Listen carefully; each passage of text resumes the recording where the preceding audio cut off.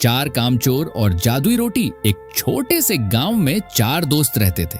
रमेश, सुरेश, महेश और दिनेश। ये चारों दोस्त इतने आलसी थे कि गांव में उनकी मिसाल दी जाती थी। लोग कहते थे अगर आलस की कोई प्रतियोगिता हो जाए तो ये चारों ही जीतेंगे। एक दिन की बात है, चारों दोस्त एक पेड़ के नीचे बैठे बैठे बातें कर रहे थे। अचानक रमेश बोला, यार भूख लग रही है, कुछ खाना चाहिए। सुरेश ने धीरे से जवाब दिया, हाँ भाई, पर खाना बनाएगा कौन? महेश बोला, चलो गांव के बाहर जो बूढ़ा बाबा रहता है उसके पास चलते हैं, सुना है वो जादू जानता है। दिनेश बोला, अगर वो ऐसा जादू कर दे कि बिना मेहनत के खाना मिल जाए तो मजा ही आ जाए। चारों दोस्त बड़ी मुश्किल से उठे और बाबा के पास पहुंचे।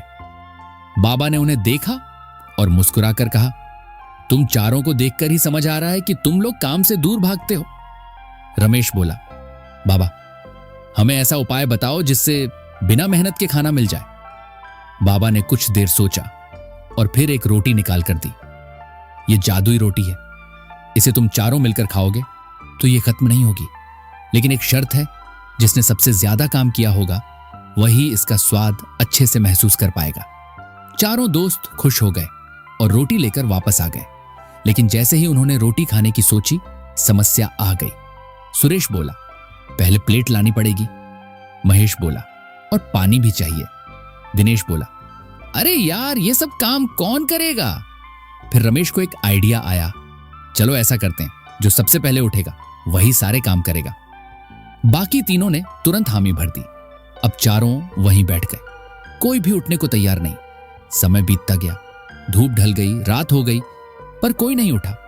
भूख बढ़ती जा रही थी, लेकिन आलस उससे भी बड़ा था। रात के बीच में एक कुत्ता आया और रोटी को सूंघने लगा। दिनेश का मन हुआ कि वो कुत्ते को भगाए, लेकिन वो उठा नहीं। धीरे धीरे कुत्ता रोटी का एक टुकड़ा खाकर चला गया। सुबह हुई, चारों अभी भी बैठे थे। अब हालत और खराब हो गई थी, प्यास भी लग रही थी, भूख भी। तभी गांव का एक बच्चा वहां से गुजरा और बोला, अरे तुम लोग यहां क्यों बैठे हो? चारों ने कुछ नहीं कहा, बच्चा हंसते हुए चला गया। दोपहर तक हालत और खराब हो गई। अब रमेश से रहा नहीं गया, उसने धीरे से कहा, यार मैं तो मर जाऊंगा, मैं पानी लेने जा रहा हूं।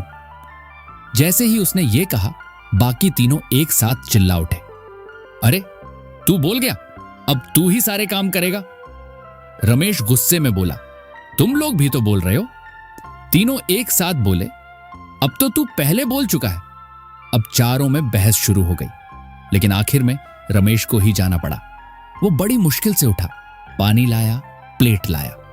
फिर चारों ने रोटी खाई, लेकिन जैसे ही उन्होंने रोटी खाई, उन्हें एहसास हुआ कि रोटी का स्वाद बिल्कुल फीका है। तभी उन्हें बाबा की बात याद आई, जिसने सबसे ज्यादा काम किया होगा वही इसका असली स्वाद महसूस करेगा। रमेश बोला, मुझे तो ये रोटी बहुत स्वादिष्ट लग रही है। बाकी तीनों बोले, हमें तो कुछ खास नहीं लग रहा। तब उन्हें समझ आया, जो मेहनत करता है वही असली मजा पाता है। नमस्कार प्यारे दोस्तों, उम्मीद है आप जिंदगी में आगे बढ़ रहे हैं, मुस्कुरा रहे हैं। अगर ये वीडियो आपको थोड़ी सी भी प्रेरणा, खुशी या सीख दे तो एक प्यारा सा लाइक जरूर करें। और हाँ, इस सफर में हमारे साथ चलने के लिए महाराजा अनुभव चैनल को सब्सक्राइब करना ना भूलें। आपका साथ ही हमारी असली ताकत है। शुक्रिया दिल से। चलते रहो, बढ़ते रहो।